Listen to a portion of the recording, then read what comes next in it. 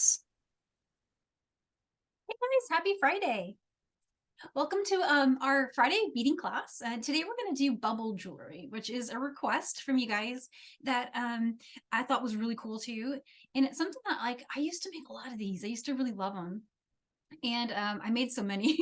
They were very versatile because you can use almost any combination of beads. There's a rhyme and a reason to it, but a lot of different stuff works. So it's a great stash buster. And I love those kind of designs because you can make many colors and you can make them as gifts. But also, if you're a seller, you can make something cohesive as your display that has different colors. And that's always really eye-catching and drawing for folks walking by. And so today I was just going to walk you through the technique and then share maybe one or two variation ideas of places you can take it.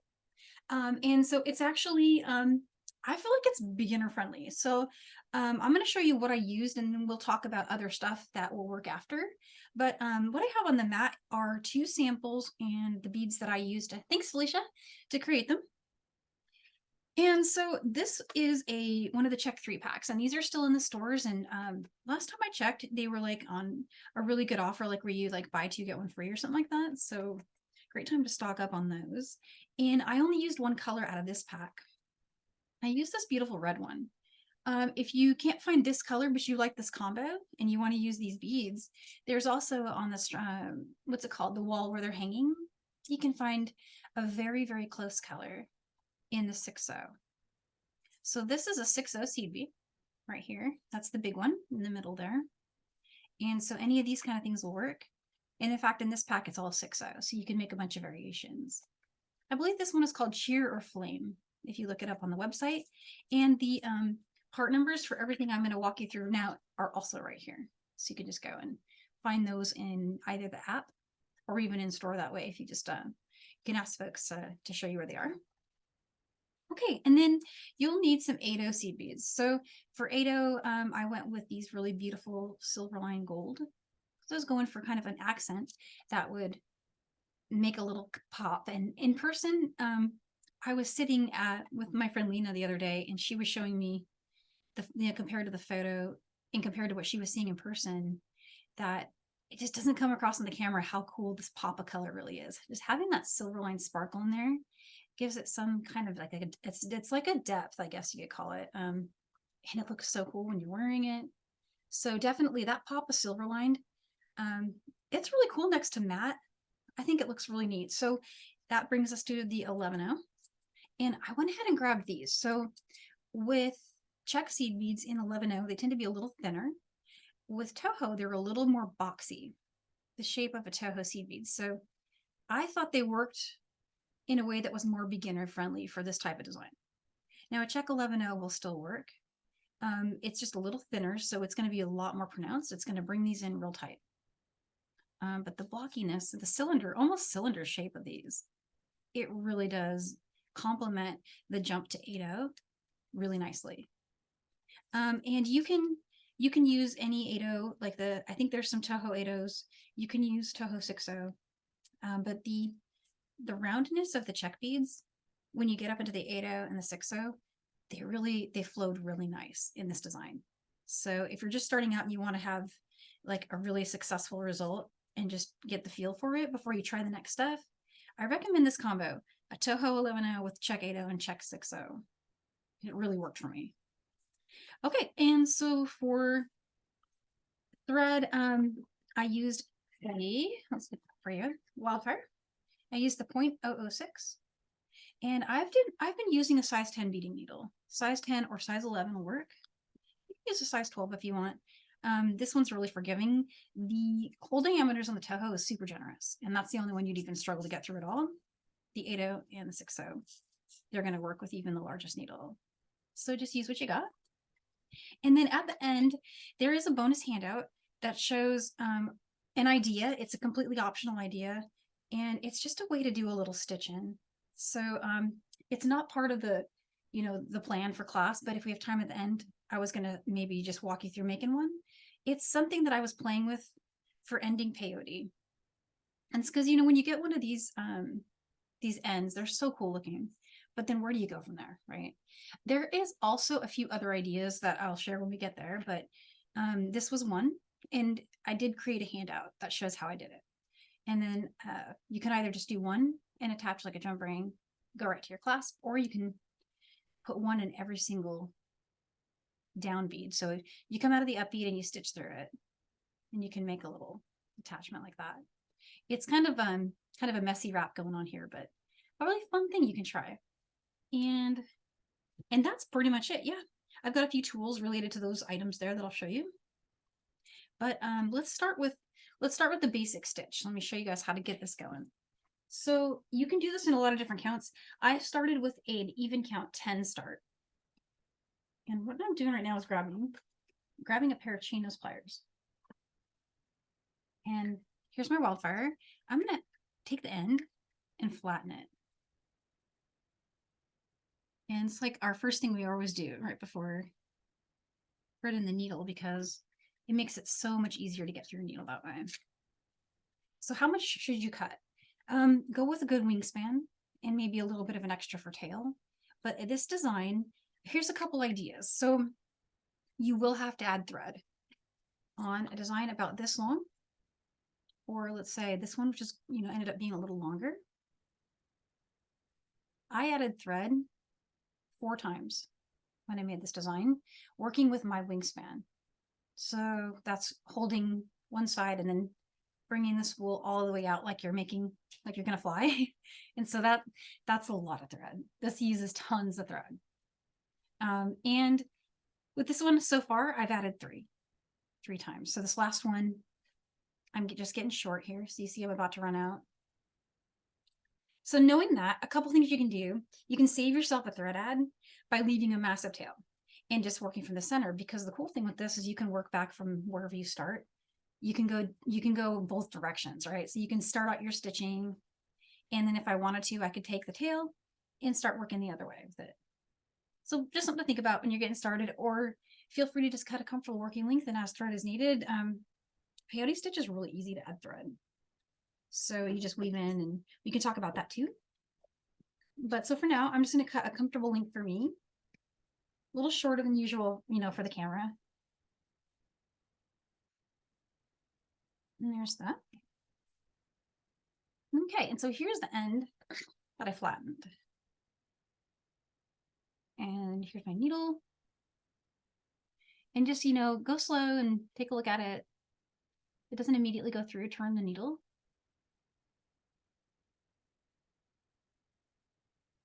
Mine's thinking about it. There we go.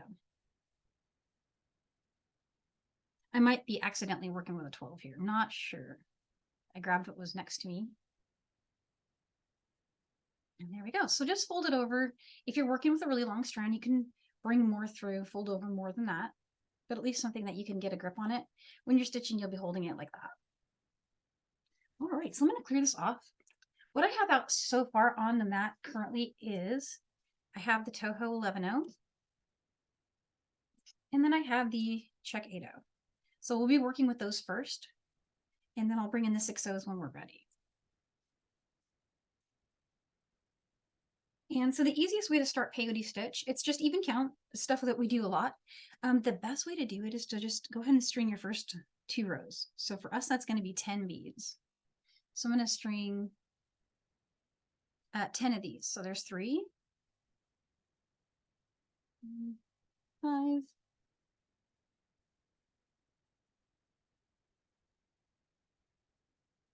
Okay, so there's my 10. And I'm going to bring that down. And let's see, I'm going to do one thing. And I'm going to try to make this a little easier for you guys to see. Let's bring this down. There we go. Hoping that's better. It seems like it's jumping a little bit on us there. Yeah, that's a little better. Okay, so I've got 10 beads on there. And the tail that I'm leaving is, I'm not leaving a super long tail just because I'm demoing, but if I was going to leave a super long tail, it would be, however many inches I wanted.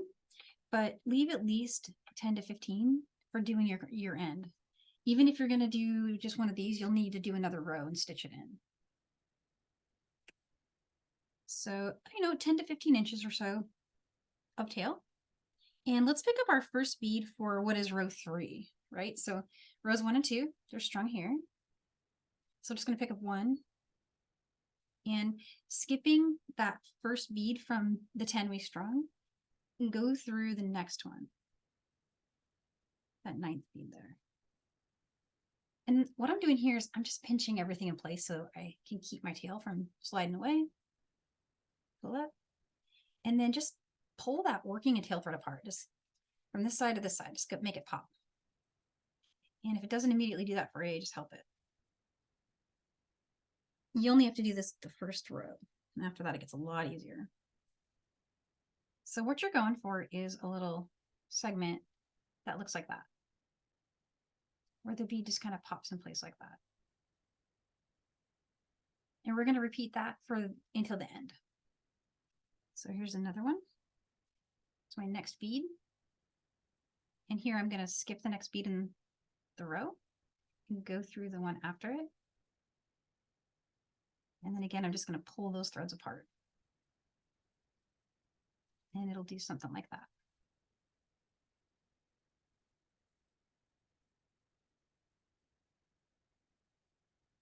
And don't worry too much if see how my bottom bead's a little wonky. When I do my 4th row, it's going to straighten all that out. So just get them generally in place and make sure it's as tight as you can get it, and it'll work. Okay, so skip the next one. And let's go through the one after that. And just pull them apart again. They'll go pop. Here's the next one. Skip one, go through the next one. And pop those in place. Last one.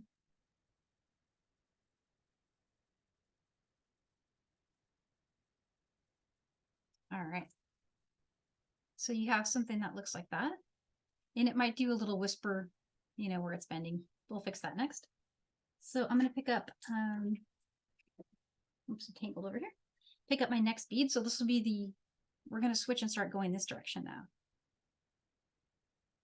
And we're going to pick up 1 and go through the up bead. So this is the next up bead right here. And we're heading, back in the direction we were coming from. So you just want to get through that bead right there with the new bead on your needle. Bring that down. When you do that, it should sit right on the edge like that. So we got it. So let's keep going. Let's pick up another bead and go through, skip the down bead, go through the bead that's sticking up. It's going to start looking like that.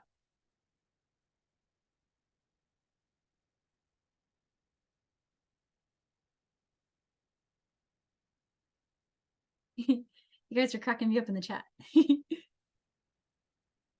the next one. So all I'm doing now is I'm just picking up the next bead in the row and going through the bead that is popping up from the row until I get to the end.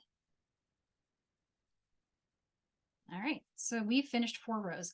And how do we count the rows? So the best way to count them is to count the edge beads and then total it. So I've got 1, 2, and 3, and 4. And the counts that I used for the design are 6 beads for the 11-0 segment. And then when we get to the 8-0, I'll share that. But for now, we're just worried about, let's make a total of 6 rows using 11-0. And if you're wondering about these counts, they are flexible. They absolutely are. The next ones make a little more of a difference. So the counts for 8-0 and 6-0. And I will show you a sample that explains that really well visually when we get to that spot. But so far, I'm just repeating what we've been doing. I'm going to pick up a bead and go through the next bead.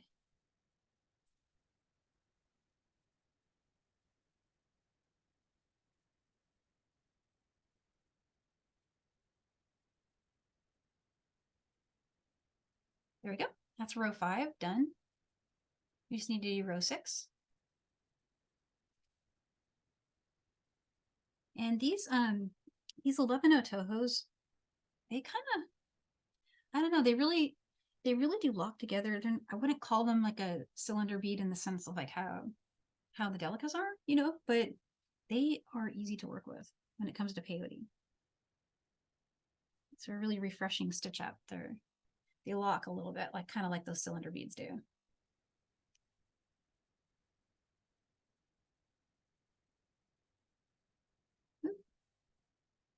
Sorry, my tail got caught in there. I'm just going to pull that aside. And we've got one more.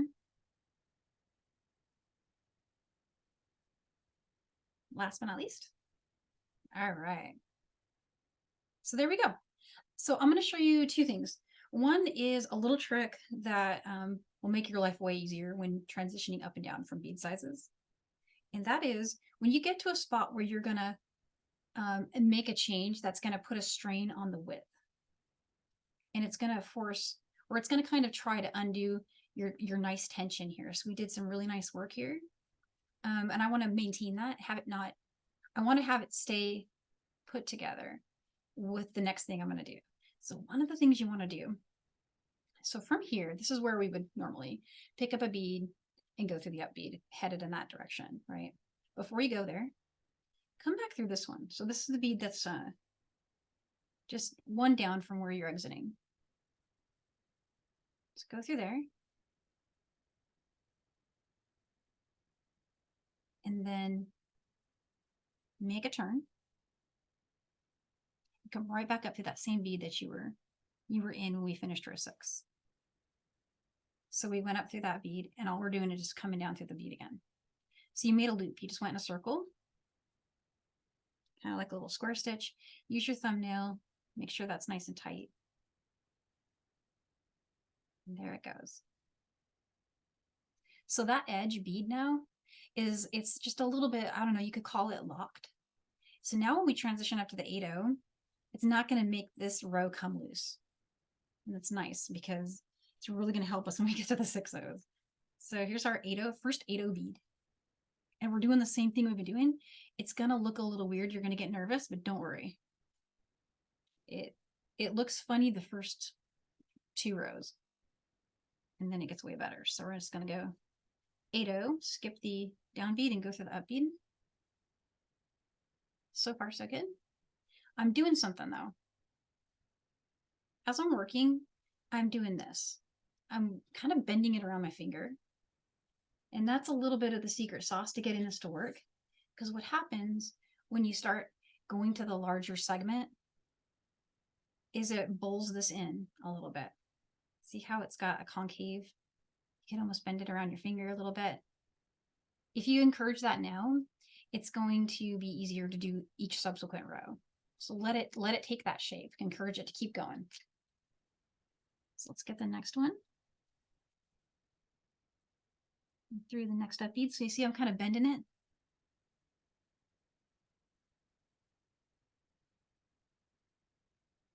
Here's the next one. The last one. Okay. And so if you're doing this, it's all going to fit better than if you were trying to do it flat. If you're doing it flat, see how they're starting to, one's turned, one's being, but then if you bend it, you just tend to get the spacing better, especially if you are holding it kind of like this while you're adding each of the bigger beads. So it's just something to think about while you're stitching it, because it kind of, yeah. So I'm seeing in the comments, Cindy is saying tension is the key to making it work. Exactly. And this is one of the things I found to help my tension, was kind of working with it held, and it's awkward. It's awkward to hold your peyote this way, but for some reason it like really, really helps. So that's the first row of 8-0. We got that on there. And all you gotta do now is let's do another one of those like lock turns that we did over here. And this just keeps everything tight, because what's going to happen when you go through that 8-0 headed back this way is it's going to want to loosen up on you, and it's going to go path of least resistance. So if you lock it in now by going down through the speed and then back up through the same one that we were just coming out of, and again with it bent a little bit, I'm going to tighten. All right, so far so good. So let's do one more row of 8-0. And then I'm going to pull a sample over here and show you why I only went with 2. Just 2 rows of this 8-0, including the one we've done. So a total of 2. So here I'm just bringing the next 8-0 bead through the former 8-0 up bead.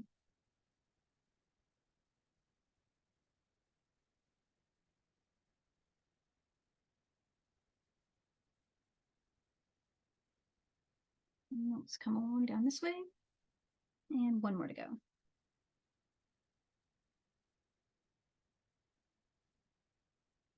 And it's just a little awkward to hold it in a bowl shape, but it's working.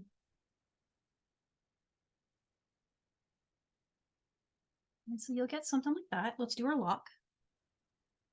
Come up through the adjacent bead, which for us is that last 11-0.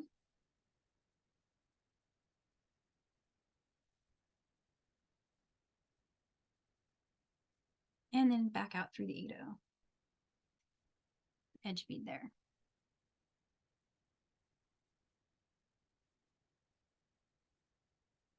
So we're ready to start the next row. So I'm going to get out the 6-0s, but I'm going to show you really quick. If you did different counts than what we've got here. So the count here is 6-11-0, 2-8-0, and then 4 rows of 6-0, back to 2 rows of 8-0, back to 6 of 11-0. And that's what made this really abrupt, really dimensional looking piece. But if you wanted to make it more spanned out using the same exact beads, here's the same, almost the same counts. I think I did 8, and then I did 8, and then I did 8. So it still bowls, it still does this, but the more quantity you give each segment, the less profound your pop is going to be. Still a cool look, but it's going to be different. And then in addition, if you eliminate sections, like for example, I have one here where I just didn't do any 11-0. I did only 8-0 and 6-0. And here you're looking at 8 to 6. So 8 8-0s, 6 6-0s. It's easy to remember, right? 8 8-0, 6 6-0s. And so when I did that, it's still, you still get a little bit of a bump, but it's really less profound. It's almost flat. And if you like this color, that is White Pearl 8-0 Czech. And all of these 6-0s came from the agate mix. So the 6-0 mix, agate mix, that's on the wall. You can find that. And then what if you just grabbed a Toho that was complementary and changed it to these counts? I kind of wish I did that because I feel like that would look way cooler. So I don't know, but this one wears really nice. It's actually one of my favorite bracelets right now. So I've been wearing it a lot. You can take this so many places. There's no rules. You just do anything you like. But so let's carry on with this one. Let's make it go crazy. Let's get the 6-0s out.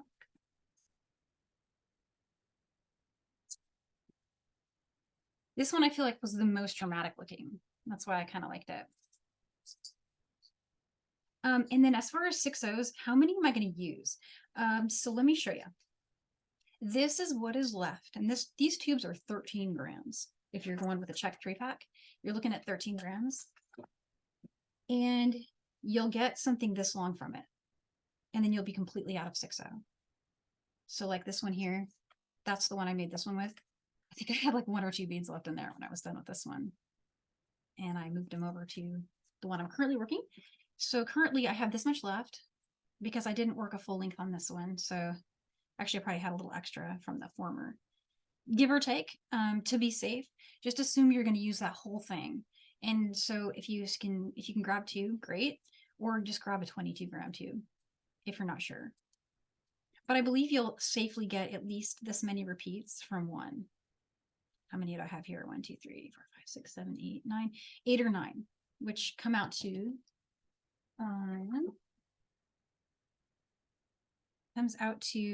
this one's 6 inches. So by the time I do my closure, I'm closer to 7. This one came out at about a hair under 7 inches of beaded length. And with my closure, which adds a lot of length, I got an 8-inch bracelet here. So all stuff to think about, but just assume you can safely get at least 8, maybe 9 out of one of these, one tube. Another thing you can do is you can just use more than one color. There's no reason it has to be all the same color 6-0 as we saw over here. Changing the color can look really cool. All right, so the fun part. Okay, let's get our 6-0s. Start with one. And we're doing the same thing. It's just going to look a little awkward at first, of course, because it's going to be popping up into a new size. But we're just putting on the new bead and going through the next up bead.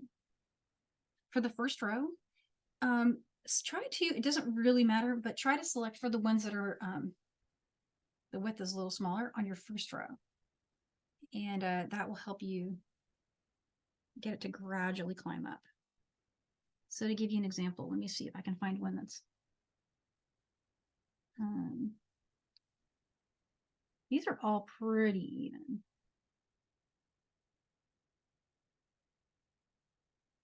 Still a little difference there, but not really. I don't have any that are way off, but sometimes you come across one that's a lot wider. So skip that one on this, just this row. Just select for the thinner ones. You see how keeping it in that bowl shape helps a lot. I like this one. Let's go with that one.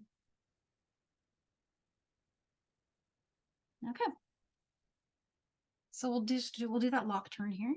So I'm coming out of this 8-0 right now. I go back through the last one, which is for me was an 11-0, and then back out through the 8.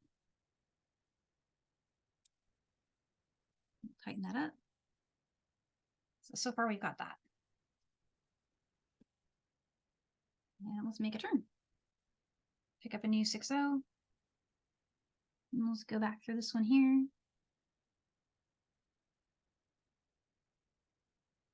Makes it really easy to see our up beads because they're all the red ones.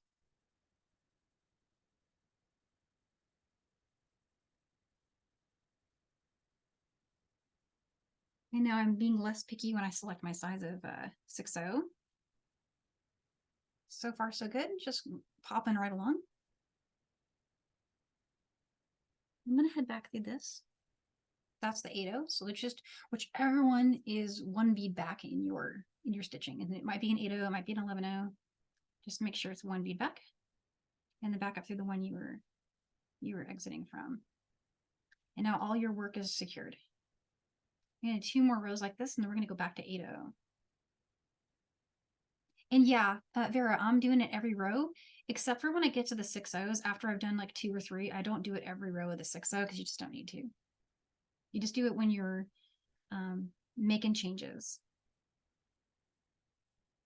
for a couple rows.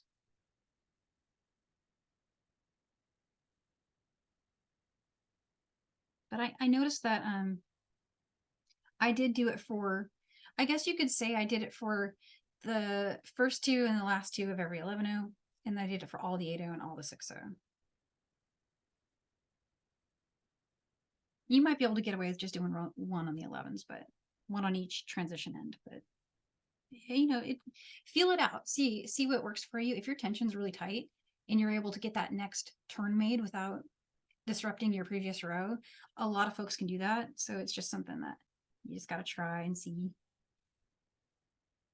But I think I've been doing it even here, where this one wouldn't necessarily need it, but I still did it here anyway because, yeah, why not? And here we go.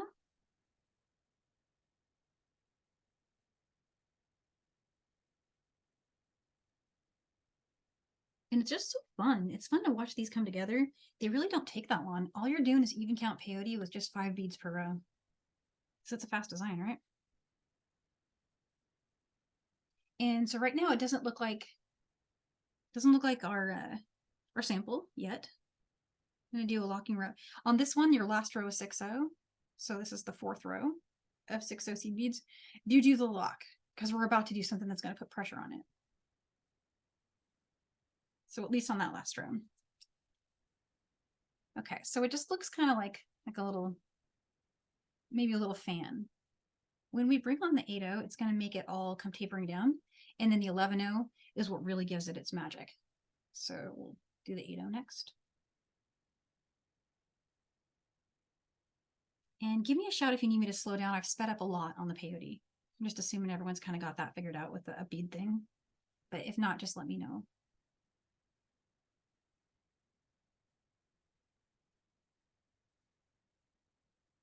All right, so here's where the lock is needed a lot. At this point, I really do want to encourage it to start. You can even use your thumb to start doing that, right? So let's lock this one in place.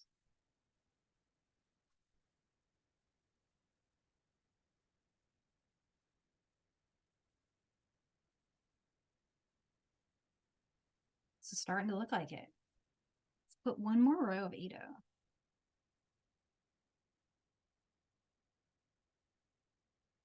And I would say my tension is medium firm. It's not like, you know, it's not like I'm going to cut circulation off of my hand or anything, but it's definitely on the tight side.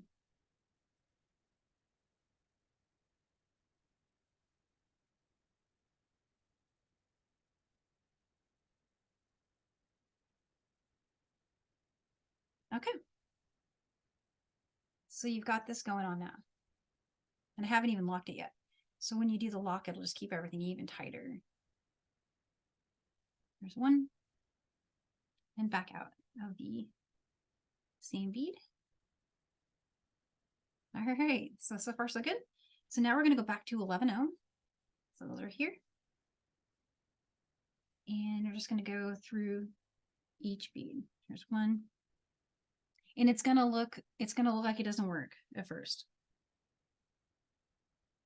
Like every step of this way is it's like not confidence building, right? You look at it and you're like, hang on, that can't be right. But it's 2 rows later, you're like, oh yeah, it's good.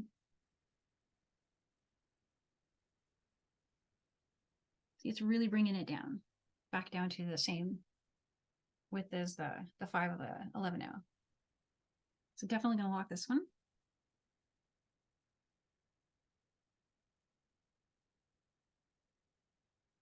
Okay. And the next 11-0. So this part's tricky. Your 11-0 is going to be lower in height, possibly, than your 8-0s that's going through. So you just got to find them. And mine are sticking up a pretty good way because I did a really good bend, but I'm still having to struggle a little bit to get through them without also going through the 8-0. But it does work. You just got to kind of work your needle in there.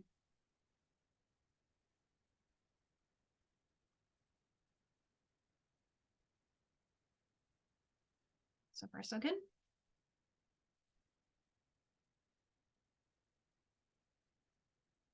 There we go. Last but not least, we got it. Okay. So I'm going to lock this one. And the next ones, it's up to you if you want to lock them. These 11 rows, you can kind of do them without, but you can just see what happens.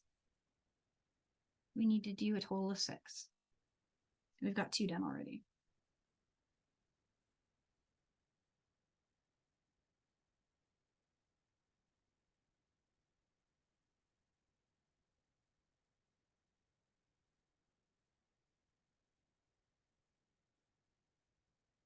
All right. So here's one where if you didn't feel like doing the lock, no worries, you don't have to. It'll still work. I'm just gonna do it because, you know, it's good a good tension there, and I want to preserve that. I really like what I've got going there. So I did do a lock there, but I think it's kind of iffy. And you can see where I did not a full wingspan, but I did maybe 3/4 of a wingspan of thread when I started. Here's my 15-inch tail. Look what I'm down to. See what I mean? Like, this is thread hungry. It uses a ton of thread. So make sure you got a good spool when you get started.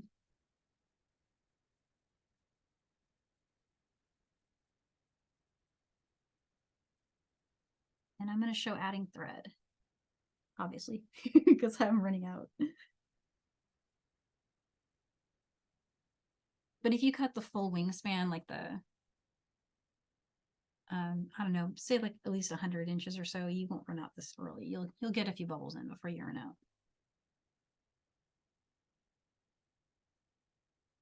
And there's one of these optional locks. So you don't have to do it on this. It doesn't really come loose as easily at this part. I just did it anyway, out of habit, honestly. I just forgot. And so here's our 5th row, and I need to do 6. Oops.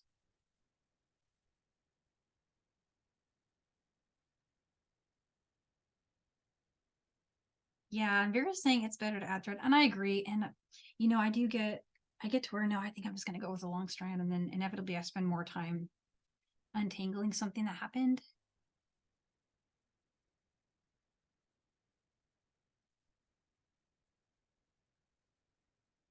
All right.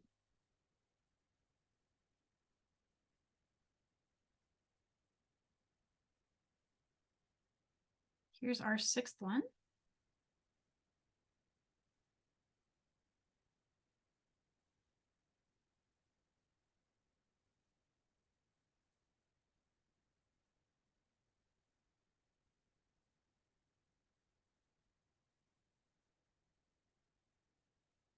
And this one you definitely want to lock because you're going to pop back up to 8-0.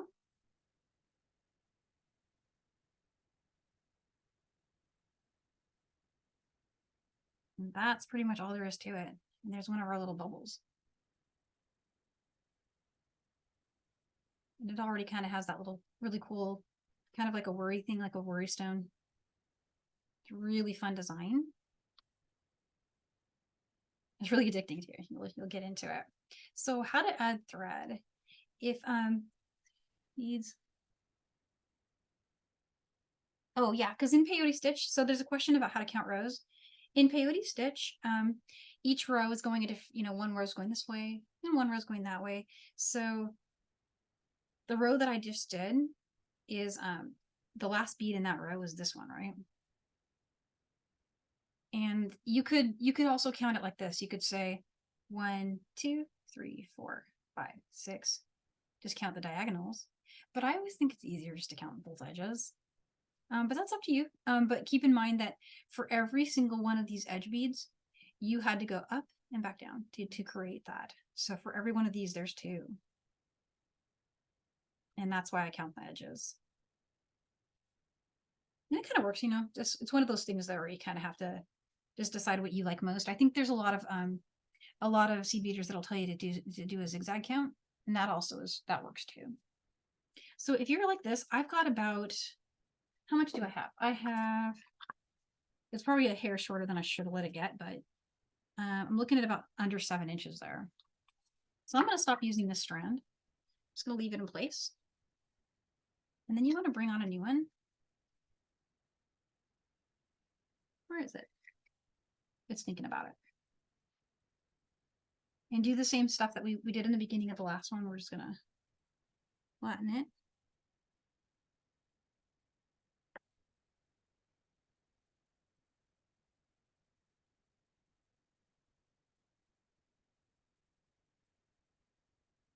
Fold over. And then, add as much length as you're comfortable adding. Oop, my scissors aren't cutting. Impossible. These are really good ones. All right. So you just want to aim for where you're exiting, and that's a great reason to leave the tail in place until you start a new one. So it's easier just to kind of come in through anywhere this direction and just kind of do some turns. So cool thing about Peyote is you can just make turns anywhere you want. So I'm just going to bring it in on an edge bead and then just start going through beads. And when you do that, just make sure so for example, in Peyote stitch, you've got one bead like this, right? And it'll be going into 2 beads, and then it'll be going back into 1 bead. And so you just want to make sure, like, for example, if I came down through this bead, I would have a choice, this bead or that bead. And make sure after that you go through the one there. And that's how the structure of Peyote stitch kind of works, is you just want to make sure that you're sticking with that and you're not going more than 1 bead over, so your thread won't show. And so for me here, I'm going to go through this next one here. And what we're going for is, you see this tail part that I've got from what I added, I'm going to keep going until when I pull on this, it doesn't move anymore. And the best way to do that is to make some turns. So from here, from this 8-0, let's go back through this bead. So that's an adjacent bead. So we're kind of doing a locking turn almost. Yeah, it works for thread heading too. That's a good thought to have there. And now maybe I'll head down through this one.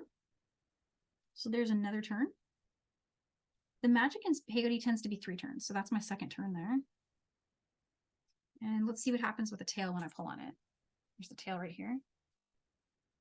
It's already super tight. I can get it to move, but just barely. So let's get it one more turn. And start kind of aiming towards where I want to be. Aiming towards that tail.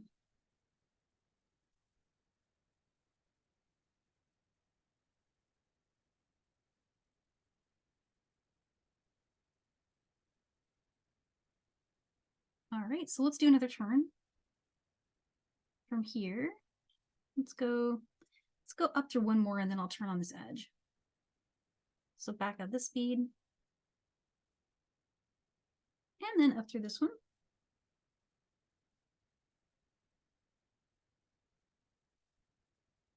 And pull tight. Let's test the tail. Here's the tail over there. I'm really pulling on that. It's not going anywhere. So I think it's good. So I'm just going to proceed to exit from where I left my old working thread. Double checking what bead I'm exiting from currently.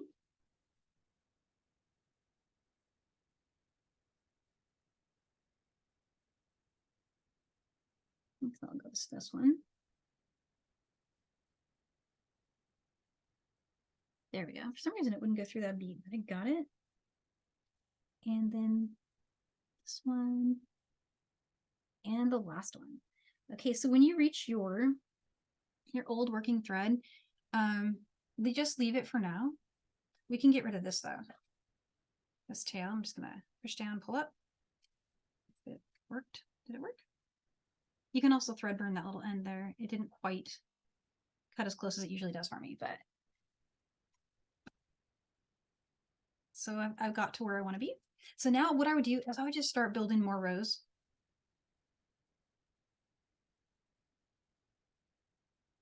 And I would make at least 4 rows and then pause and take this old working thread and weave it up into those new rows that I just made in the same fashion. So just go through a few beads and make another one of those turns, another turn, and then just trim it and you're good. And you could weave it back here, but what you'll find is it's starting to get real thick here.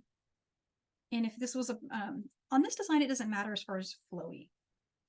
But on some designs, you kind of don't want to overlap just too many passes of thread in one place because it'll make it move differently when you're wearing it. So for example, you want it to really move and the place where you double weave in would be super, super tight. So it would be almost too stiff to flow. So you kind of want to think about like, what am I going for? What's my design aim here? And in this case, it just, like you saw how I was kind of really struggling to get through these beads.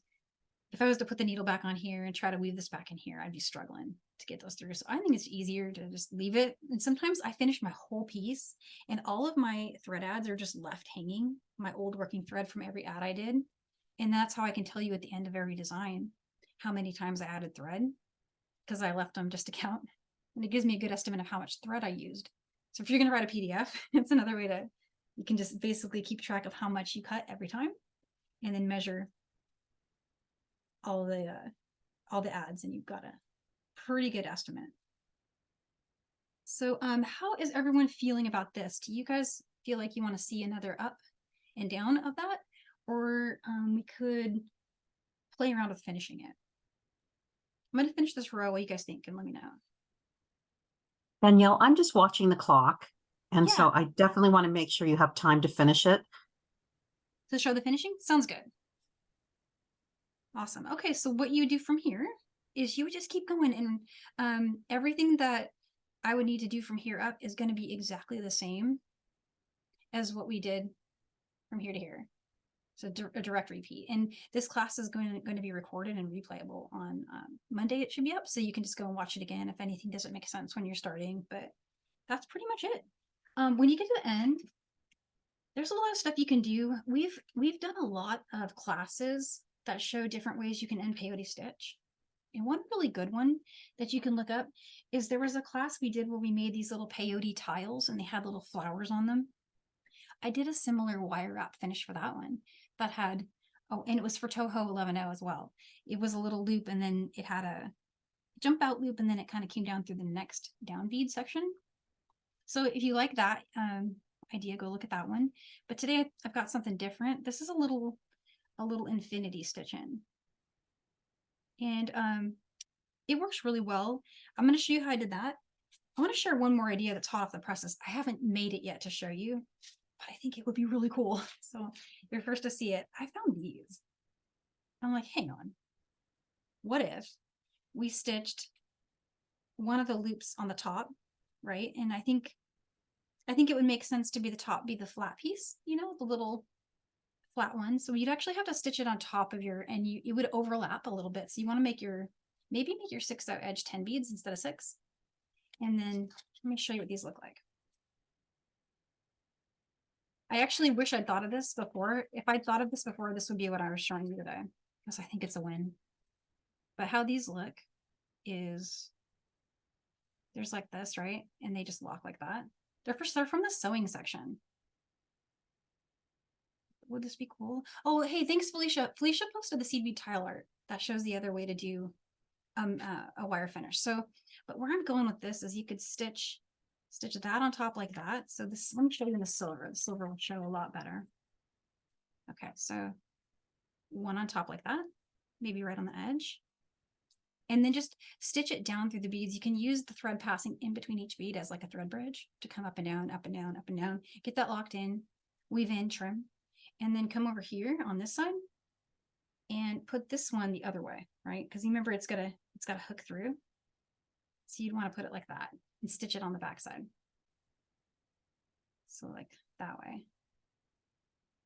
And then it would kind of come around and let me see if I can hold it in place. It would lock like a garment, right? So that's just one idea, and I will flush that out. You'll probably see that pop up in another class in the future. So if you want to beat me to it and grab one of those, they're just in the sewing section. You get a ton of them. It's really cool. But today I have some 22 gauge wire, and I have some bale forming pliers and some flush cutters. And so what I'm going to do is cut anywhere from 1.5 to 2 inches. And I found it hard to make that as an estimate work out as far as like how many exactly to roll from the ends. But so I found a way to roll from kind of the midpoint. So I'm just eyeballing that. It's probably more than I need, but it gives me something to handle while I'm rolling the piece. And this is the side I cut. So I'm going to work with the smallest bale on the plier. Just bring that on. And you can kind of feel that it's the flush edges in there. Make it so you can feel it, but not sticking up. And then we're just going to roll this around. And when you get to this spot, make sure you're kind of rolling it at just a slight angle so it's going to pass over itself on top on like a coil. So I can move the pliers a little bit and then just make sure it kind of does that. Just keep going. Keep going until you come back upon it. The tail there.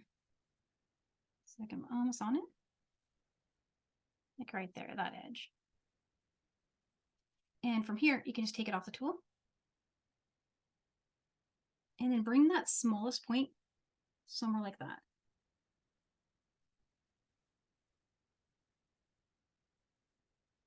And actually, I'm going to put it this way.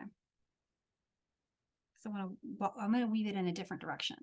So this one was coiling clockwise, and now I'm going to counterclockwise coil it back around the same size step.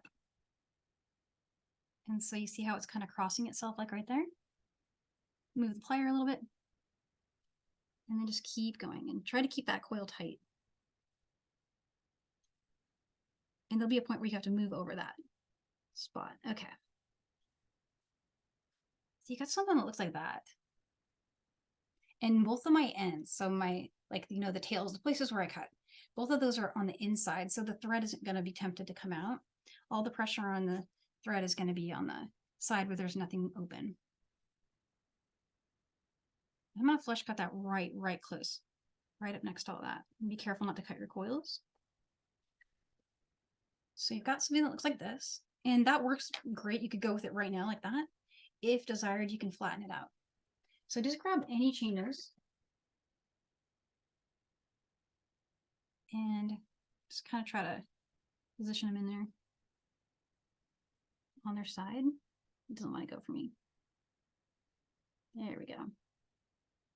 So I got it like that, and just kind of flatten it a little bit. If it moves your coils at all, you can come back around and fix them.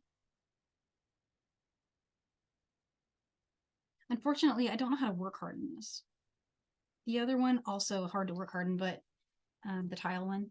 But there you go, a little infinity stitch in. You would want to make 2. So we got 2 of them.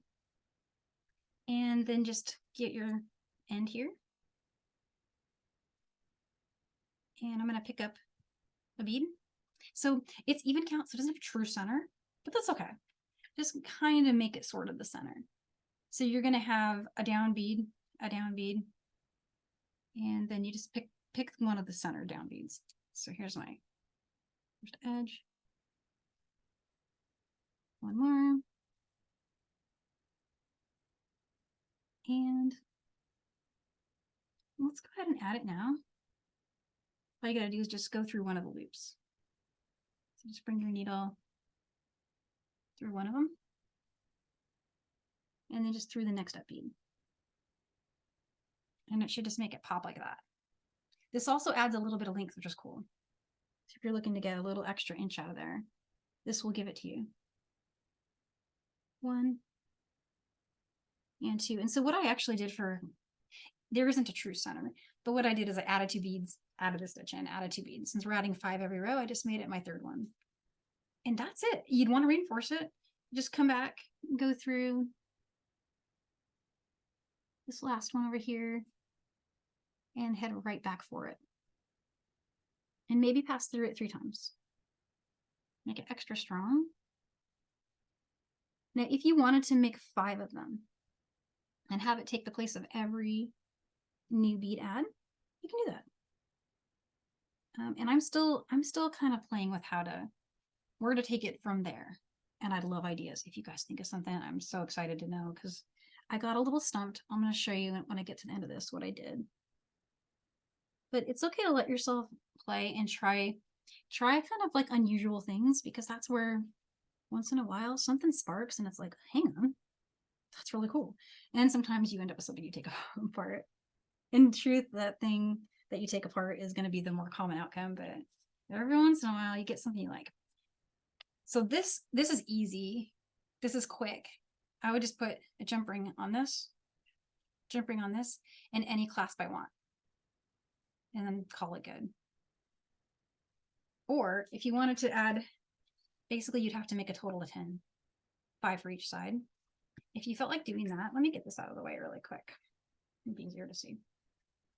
I did do that here, and it looked really cool, but then it left me with this kind of problem of trying to figure out, well, now what do I do with these 5 ends over here? And the best I could come up with was I went back to the veil making pliers, and I used this one, which is the second to largest. And I just made a really big jump ring. And at the end of my jump ring, I brought the ends together and did a messy wrap after coming out and making a little double hook. So I went her back, and then I just wrapped around and around and around. So that made a hook. And then on this side, I made what looks like a hanger. And that was my first attempt at making a hanger. So apologies, it's not like my best work, but I don't know, it's growing on me. I haven't cut it up and taken it apart yet.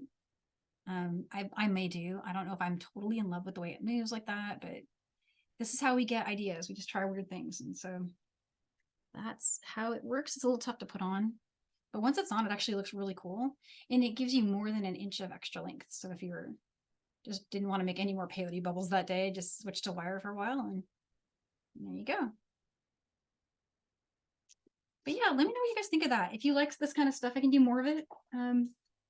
For now, I just kind of stick to more beaded edges, but I can always do unusual edges. So yeah, thank you so much. So we're getting a little close to the time. I want to show you next week because I heard some feedback from some folks and I want to share a tip.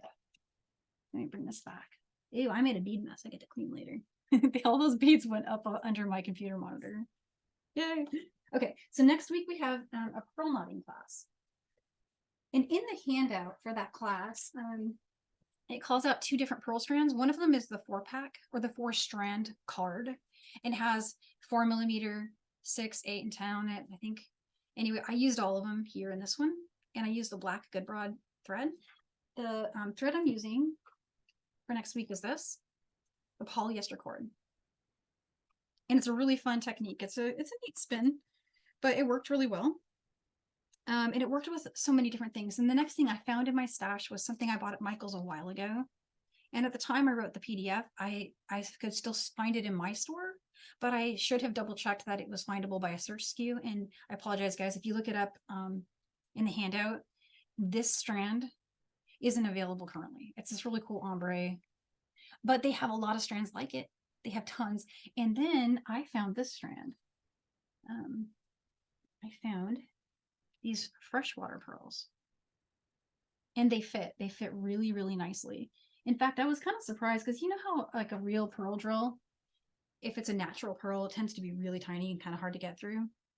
This one works great. You just slide it right on. So go ahead and just shop. Go shop, find something you love. And if you want to test it, grab one of these needles that we'll be using in class. This is one of the collapsible eye needles.